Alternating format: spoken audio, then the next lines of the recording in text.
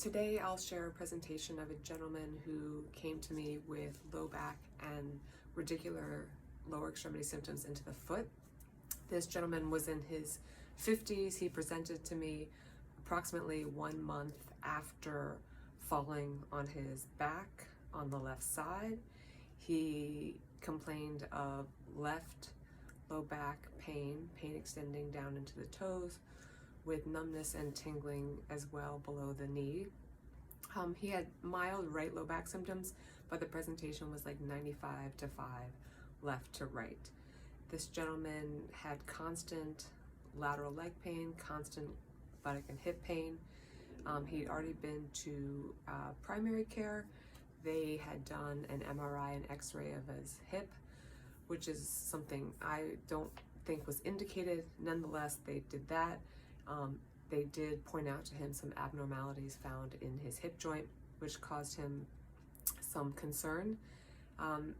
His job required a lot of bending forward, so he was avoiding work for fear of making things worse. He also noticed foot weakness. In terms of his better and worse section in the verbal history, it wasn't that profound and informative.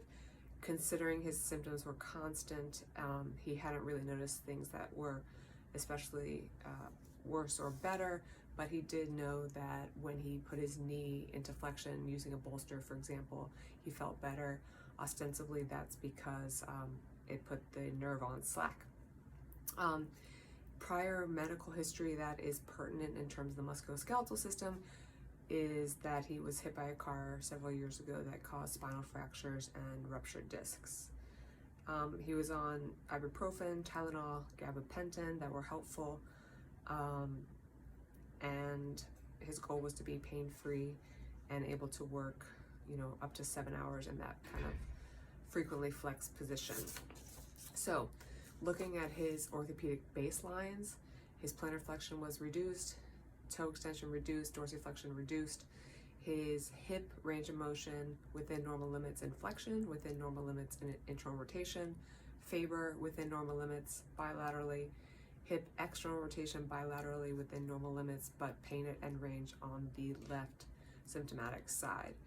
Nerve tension very positive on the left, with positive slump in sitting and a positive straight leg raise at about 45 degrees in supine.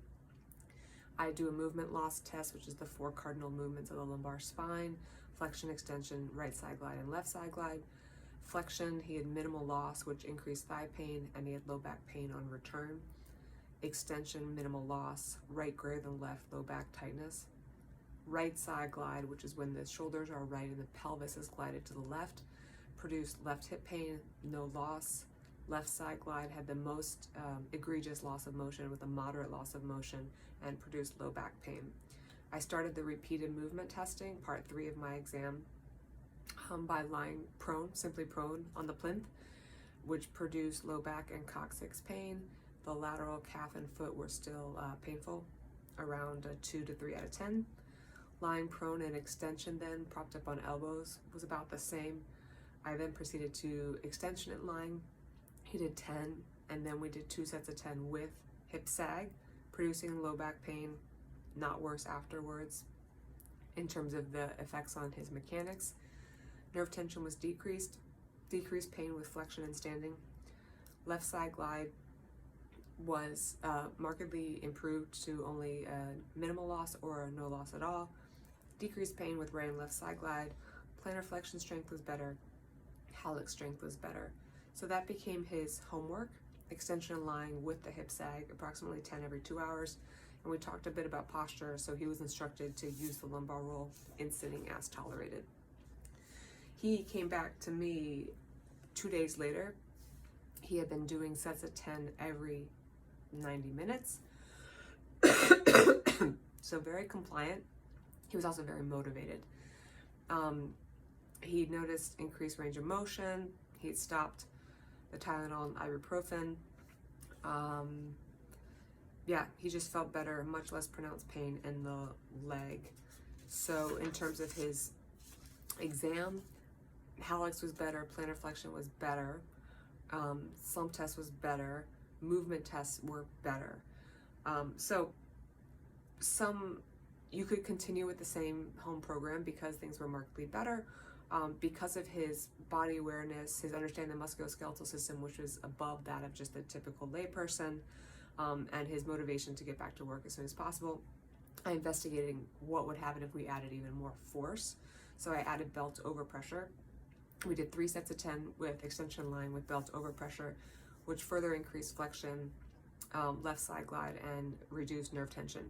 So I gave him a belt, and that became his home program. If he was able to add more force at home, that was indicated. He came back a week later, continuing to report much better. The pain was now constant only in the lateral knee at a 1 to 2 out of 10. He had returned to work part-time, 2 to 3 hours per day. He was using the belt. He noticed that he did a short jog for a minute, and he had much more leg control on the left side. Hallux and dorsiflexion were normal. Plantar flexion still reduced. His slump was better, about 70 degrees now. Movement testing still better, but still a little bit of loss in flexion extension and left side glide. In the same vein as the last time, I wanted to know if even more force or a different type of force using sustained versus repeated would be more effective. Sustained extension abolished that lateral knee pain and made mechanics a little bit better. Tension, I said, got to 85 degrees for the nerve tension, so that was a marked change. So it was his choice whether to do sustained or extension with the belt as he was able. And we broached the idea of doing some plantar flexion strengthening due to that persisting weakness. However, we weren't entirely sure if it was a before this episode or if it was due to this episode. For our 4th and final visit, the patient came back about 3 weeks later. He said he was 100% resolved. He could maintain his low back mobility and absence of symptoms with extension and lying, either repeated or sustained as needed. Excuse me. Straight leg raised bilaterally, 90 degrees without symptoms. Hip, passive range of motion, bilateral without symptoms. Both plantar flexion heel raises felt a bit weak compared to what he thinks they should be.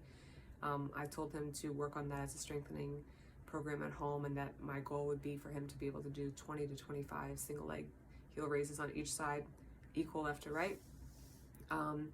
His range of motion and lumbar spine was fine without symptoms. We talked about a maintenance plan, prevention plan, but he pretty much already got it. He was very diligent and kind of got the ideas and the procedures relatively quickly. So it was a very successful short episode of care with 4 visits for this severe sciatica in his case. So my classification or my diagnosis would be a lumbar joint derangement with a directional preference of extension. And again, a joint derangement is when that joint is not moving appropriately, and it can produce weakness, nerve tension, changes in motion, as well as symptoms.